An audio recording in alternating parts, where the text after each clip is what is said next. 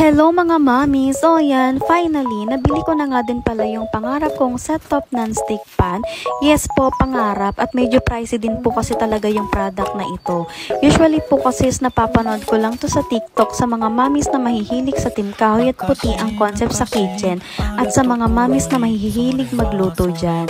Syempre no, kapag ka pala tumatanda na tayo is mas nagugustuhan na natin bumili ng mga ganito kaysa sa mga damit, mga sapatos. So yun, 'di ba? Nakakatuwa na nagbabago talaga tayo. Adulting 101 sabi nga nila. So ayan, napaka-secure talaga ng product nung pinadala nila sa akin kasi each product po talaga is nakalagay po sa bubble wrap at meron na din siyang mga sapin na karton para nga naman hindi siya magkaroon ng damage.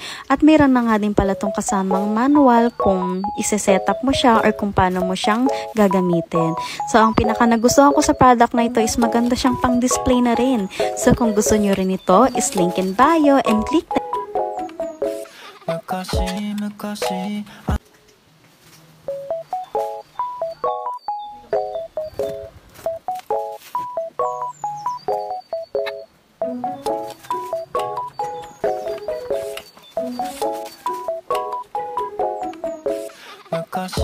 昔